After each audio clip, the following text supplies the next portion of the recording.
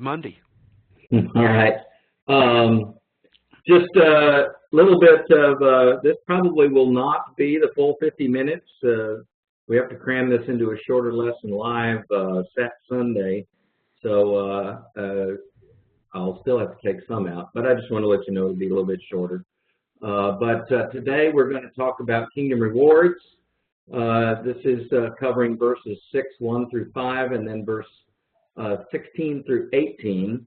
And then next hour, Crawford has got the section on prayer, which is in between those two passages. So I'm sandwiching him today.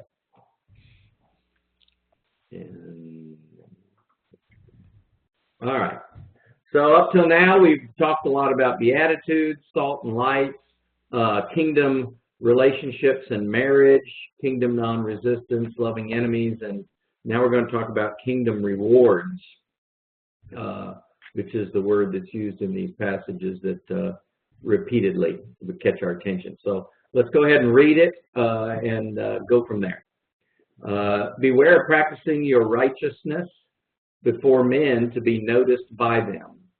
Otherwise, you have no reward with your Father who is in heaven. So when you give to the poor, do not sound a trumpet before you, as the hypocrites do in the synagogues and in the streets, so that they may be honored by men. Truly I say to you, they have their reward in full.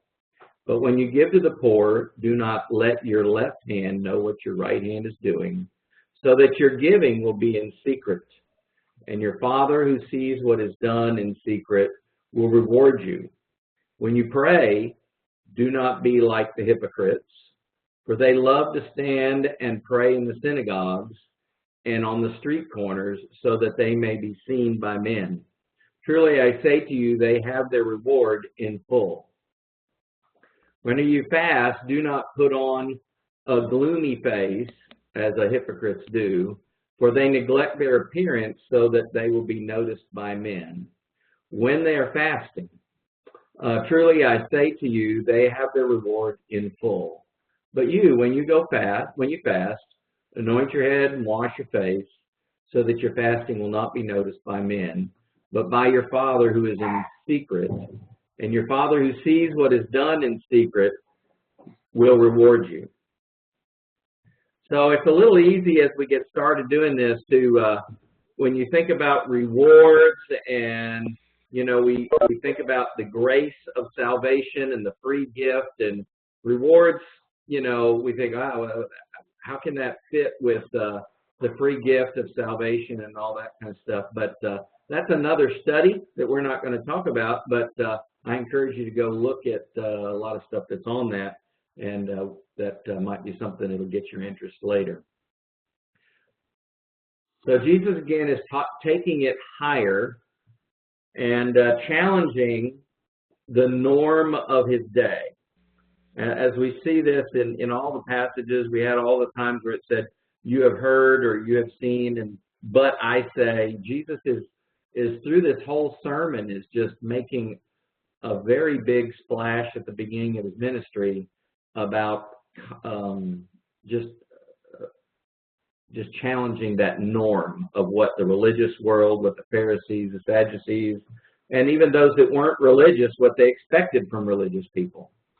So he's challenging us not to just do good, but to do good for the right reasons. And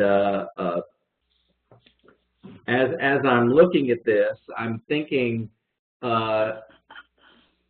something that I didn't get in my notes, but it's good to talk about right now.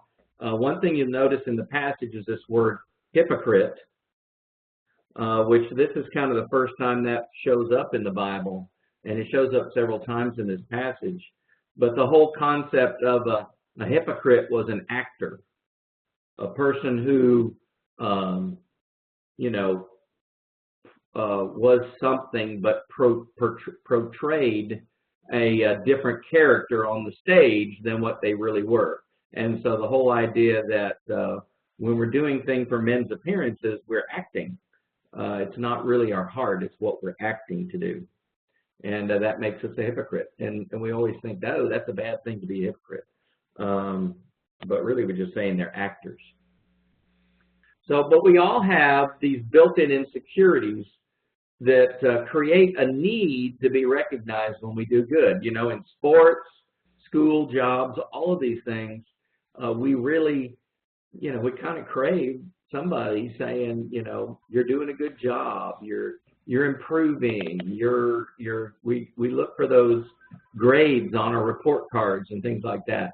We're even taught as parents, coaches, and managers to give a lot of positive reinforcement to try and help that. So it's not that it's so unusual for us to have this desire for recognition.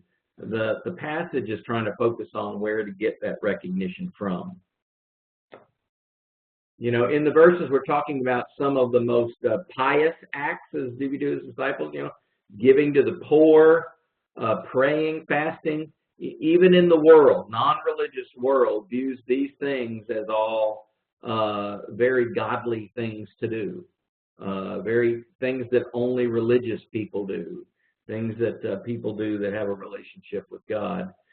Giving to the poor might be others, but it's still considered a high, a very valuable trait in your life if you're a person who gives to the poor. So let's kind of look at these a little bit. God highly values giving to the poor. I think that's clear in many, many passages. Here's just a few. You know, in Deuteronomy 17, back in the Old Testament, if anyone is poor among your fellow Israelites in any of the towns of the land the Lord your God is giving you, do not be hard-hearted or tight-fisted toward them. Rather, be open-handed and freely lend them whatever they need.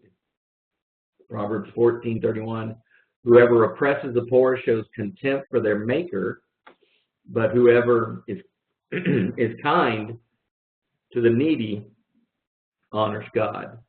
And then in Acts 10, the whole story of Cornelius, the angel comes to Cornelius and tells him that your prayers and gifts to the poor have come up as a memorial offering before God. So Cornelius was giving to the poor, and it went up like an incense to God, that he heard it and he noticed it, and because of that, he sent someone to share the gospel with him. So it really showed that got God's attention. The giving to the poor is something that catches God's attention. Prayer, because you know Jesus focuses many lessons about prayer. Sometimes he says you can only get this accomplished through prayer. You have lessons about praying and never giving up. And the next lesson after this, in verses 6 through 15, Crawford will be helping us. That does cover the Lord's Prayer, it's called, where he's teaching us how to pray. So fasting is something also, probably one of those disciples' acts that probably many of us, I know that I do not practice anywhere near as much as I should, I think. Because the Bible says when you fast, not if you fast, in the passage that we just read. So fasting is a way to emphasize our dependence on God or amplify our request to Him. In these verses, Jesus is referring to some of the ritual fasts that they would have done, and even when some of the Pharisees said, I fast twice a week, and this was some habitual, ritual, regular things that they did. But in the passage that we're talking about, they were, again, doing it very publicly and for men's recognition.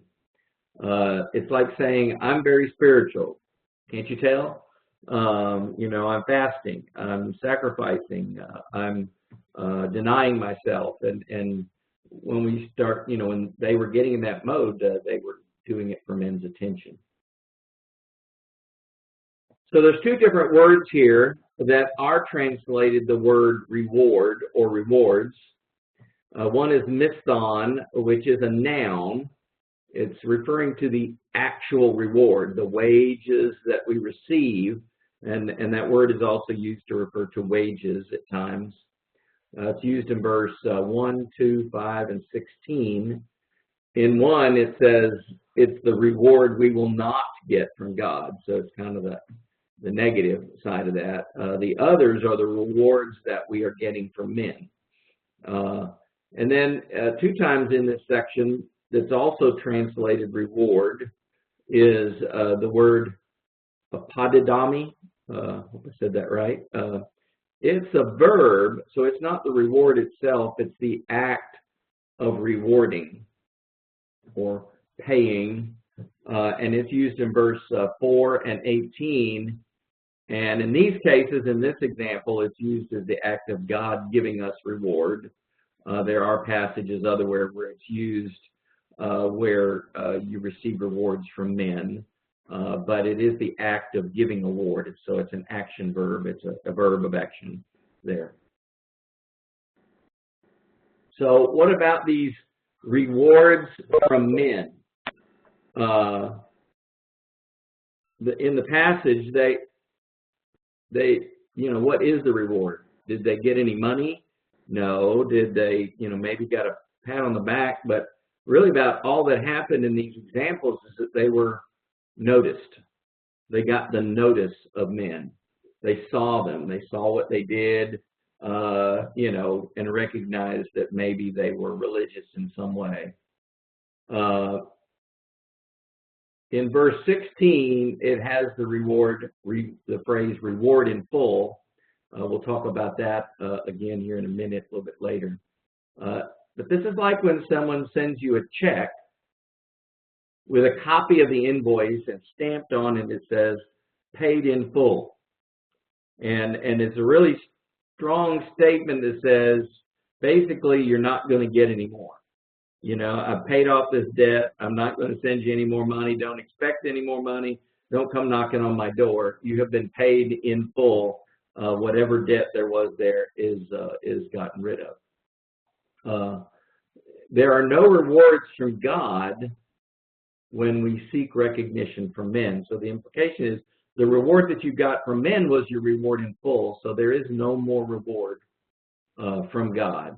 So rewards from God are all almost in the form of a payback, if you would think, where you're think of a ransom reward, or if you find someone's wallet and give it back to them, then they might give you a reward for finding that for them. It's kind of that kind of feel. And it's only, this reward from God is only if it's done in secret for God alone.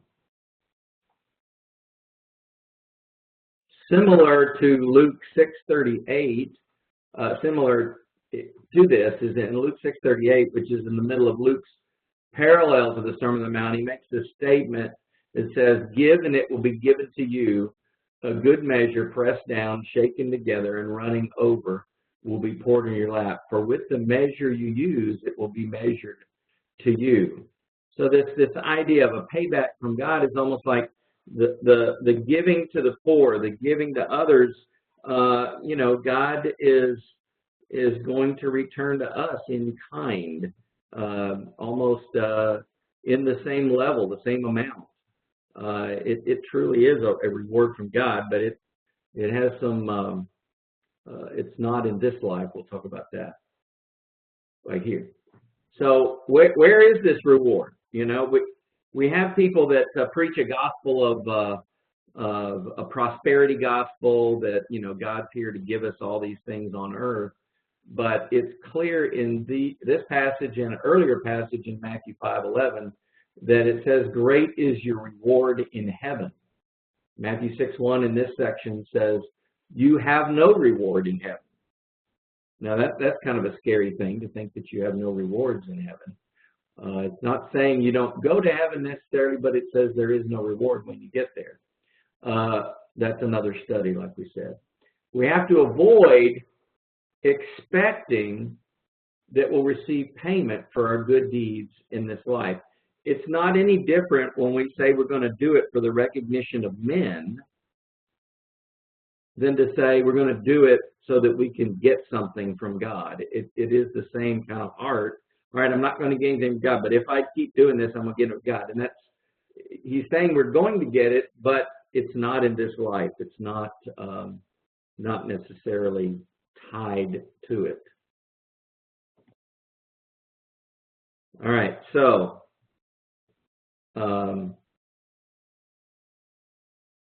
Jesus is saying, do your giving, your prayer, your fasting for one reason and one reason only, and that is to please God.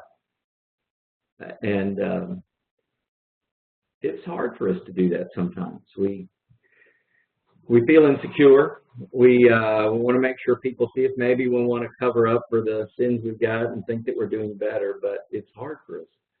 So we don't come to church to be seen. We don't come to church, so that people will know. We used to use this word in old church time where it said, that brother is faithful. And all that meant is that they came to church every Sunday. And the two are not the same. But if we come to make people think we're faithful, when really our life through the rest of the week is not very good, then it's not the reason to come. Don't make flowery prayers, but make them from your heart. Don't advertise your fasting. Sometimes we do fast as a group, and it's hard sometimes for people not to know that you're fasting. Maybe you're having a lunch with them and you're not eating, but you've got an appointment you want to keep. But we certainly need to avoid advertising our fasting. Don't let people know when you give money or times of service. This hyperbole that Jesus used in the passage is don't let your right hand know what your left hand is doing. It kind of has that same feel of if your right hand sins, cut it off. In the same way, he says if your right hand's doing good, don't let your left hand know about it. And so it's this exaggeration to the importance of keeping our hearts right about doing these things. God will reward us, pay us back, but not the people that we serve that see it. God is the one that is going to do the rewards. And so, like I said, it's a shorter lesson. I want to open it up for comments. I don't know if Tom's muted everybody or not, but I would like to open it up. Hey, I hear something. Just some comments, questions, ideas about the idea of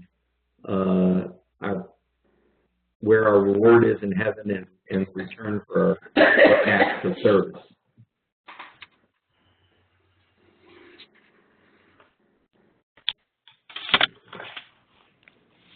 Hey, Dave, George. Go ahead, George. So I guess specific to the fasting comments that you were just making and in general to kind of broadcasting, if you will, doesn't that kind of go like a lot of what Jesus says to the heart of why you're doing it? Like you were saying, if you're having lunch with somebody and you're not eating, that could be a good opportunity to kind of share with them, how fasting has helped you in the past and things like that. And not from a heart of, letting everybody know how great you are because you're fasting, but more as a way of teaching. Yeah, I mean, it did seem like from the passage that at the time of Jesus, the fasting became an item of itself. Just the act of fasting was something that, almost like doing communion or something. It was a thing you did, whereas the fasting that's talked about in the Bible that other people did, it was definitely an outpouring of emotion to God of a need or whatever. And so even if you do meet with somebody and you say, tell them why you're fasting. I'm really praying to God for this in my life, or I'm really asking for him to help me change this, or I've got this,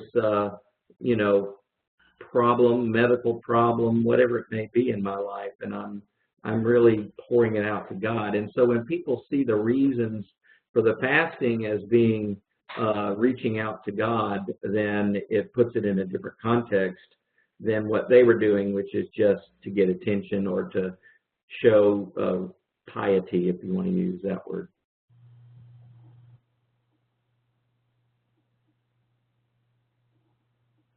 Thanks.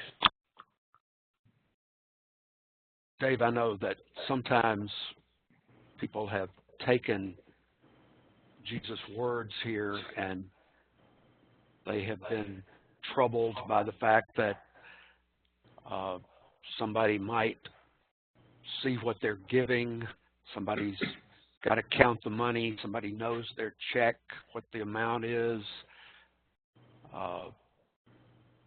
Would you want to address that? Yeah, I mean, you can get hung up. You know, it's not that it's a problem if someone finds out. It's a problem if you do it such a way in hopes that they find out and wanting them to find out. You know, there are things that we can't prevent. Obviously, there are people counting the money that see the checks, and the accountant in the church who sends out tax reports to everybody at the end of the year knows, even if they're not paying close attention and not trying to know, they know generally what's going on. That's not going to nullify the gift in any way. It is the heart with which you give it, whether you're giving it for recognition or whether you're giving it as a service or a gift to God. Good.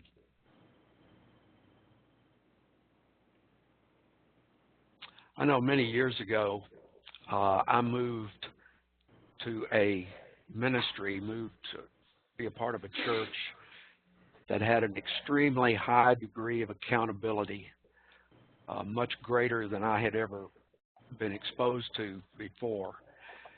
And in that situation, I felt we would be in group meetings and we would be reporting on how our small group had done with evangelism and with setting up Bible studies and that sort of thing. And I found myself feeling a great deal of pressure that I had never felt before to perform well and to look good before my peers. And I remember one occasion in which I was asked, and I don't even remember exactly what the question was. It was to report on some kind of a number, you know, how many Bible studies did you set up or whatever. And I did something that for me was just, I couldn't believe I did it, but I actually inflated a number to make my situation look better, to make me look better. And I know I went home after that meeting and I picked up the phone and I called back to tell the brother involved what had happened. It was very embarrassing to me because I had always felt very strongly about never lying about anything. And yet I found myself in that situation being more concerned about pleasing men and looking good than I was about telling the truth. And so I don't know what I'm thankful we don't have sometimes that kind of pressure in our churches today, but there may be other situations where we feel the need to exaggerate something or make ourselves look a little better. And I would hope that if we do that, we quickly realize what we've done and open up about it. But I think all of us can give in to the pressure. It's not just the Pharisees who seem so, their whole lifestyle seemed to be based on impressing other people. I think this temptation can come to us as well.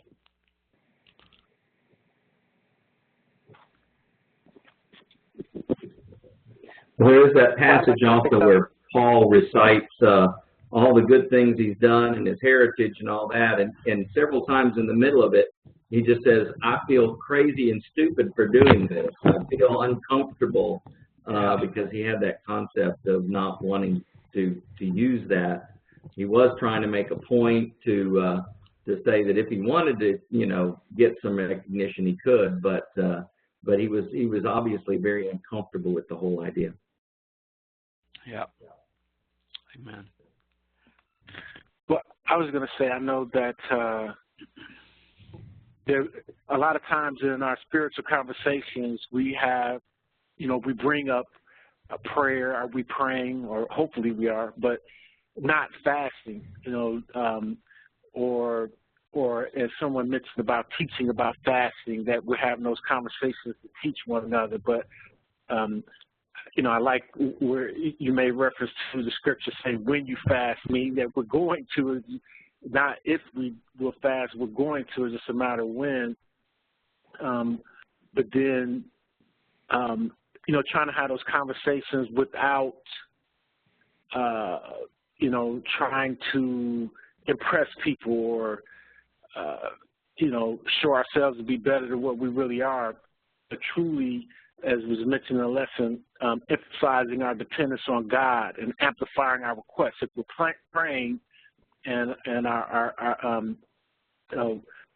something is important to us, wanting to say, man, maybe this requires this, trying to amplify that request. But, the feeling like we need to have more conversation about that, leaving out the part of trying to, impress people and puff our chests up, but having those conversations so we can encourage one another to be praying, not just little prayers or in terms of amount. There are tons of things that we need to be praying for, but those things that we know that, man, if we want this to change or to be different, that, it's going to take a little more than what we may have been praying. But having those conversations about it so we're encouraging each other, just like, when we're reaching out to people and sharing the good news about that. Well, of course, you don't want to be sharing the good news and say, hey, I'm fasting, but trying to have those conversations so we can encourage one another to take our prayer deeper through fasting.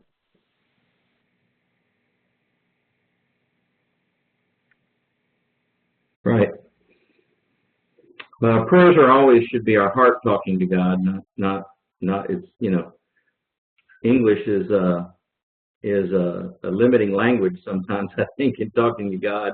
And we have the passage that says that sometimes we just make groans and the Holy Spirit interprets that and does it for us. But to say that our communication with God is limited by the English language or our vocabulary just wouldn't be true to who God is and how he listens to us. He hears our emotions, he hears our words, he sees our actions. So we've got to really focus on what's on our heart. Just pour our hearts out to God, however that comes out in words. And some of the things that are referred to in the Bible about Gentiles preaching and stuff, which were wrote recitations that they probably didn't even know why they were saying what they were saying half the time. They were just doing the act, but not the heart. Dave, I know you and others of us have several times made reference to how much of what's taught in the rest of the sermon connects back to the Beatitudes, and I certainly think here about blessed are the pure in heart, right? For they will see God. Obviously, all of this stuff is coming from a heart that wants the recognition and not is interested in the relationship with God. So again, another example of how the Beatitudes kind of flow throughout the sermon.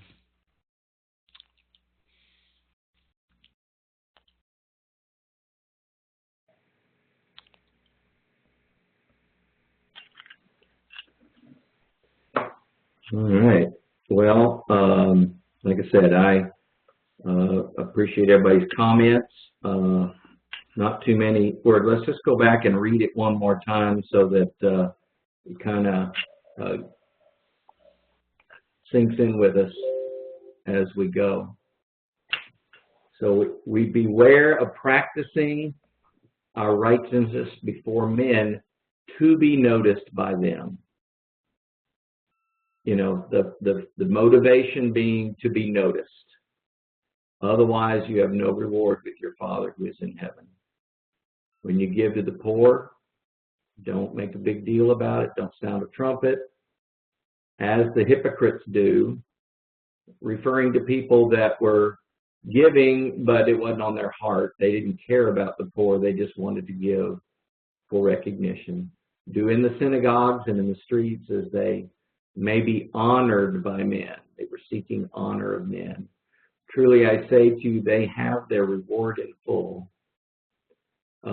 I think all of us would like to have a reward from God that's a whole lot more than a honor of men.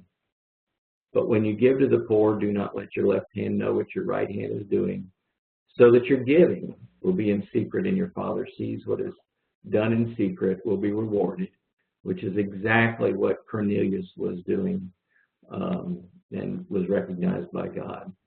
When you pray, you are not to be like the hypocrites, again that word hypocrite, for they love to stand and pray in the synagogues and on the street corners, that they may be seen by men. Truly I say to you, they have their reward in full. And this must have been a fairly common theme, because you remember when Jesus tells the story about the Pharisee and the tax collector, who were both probably at the synagogue praying, you know, at the wall, both out loud, both to God, both near each other. And so this had to be a theme that the disciples knew. And it said, you know, don't do it to be seen by men. And then after the Lord's Prayer lesson, it comes and says about the fasting, don't put on a gloomy face. Again, as the hypocrites. We got that word 3 times in here. Probably something I should have spent more time on. For they neglect their appearance, so that they will be noticed by men when they're fasting. Again, I think it's not that you're noticed, but that you're doing it to be noticed. We know that when David was praying and fasting about the life of Bathsheba's child that ended up dying, everybody knew that David was fasting and praying and wailing to God, but nobody doubted why he was doing it. Nobody once thought that he was doing it to impress them. They knew it was an outpouring of his heart. But you, when you fast, anoint your head, wash your face, so that your fasting will not be noticed by men, but by your Father who is in secret. And your Father sees what is done in secret, will reward you. So I think that's our goal, is we want God's reward. We want to hear that, well done, thou good and faithful servant, from him, not from anybody on earth. Though when we hear it from people on earth, it does encourage us and make us feel good, but it's not why we do it. So with that, I think we can end there. And I don't know, Tom, do you want to take a break until 1, and some people may come on the top of the hour?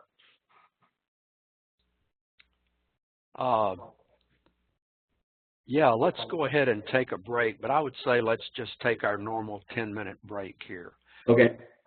Because this will enable us to finish a little bit earlier, and some of you may have other Saturday events going on. Okay, so we'll look at our clocks. I've got 9:35, and we'll come back at 9:45 and let Crawford take us into the next section. Okay, break time.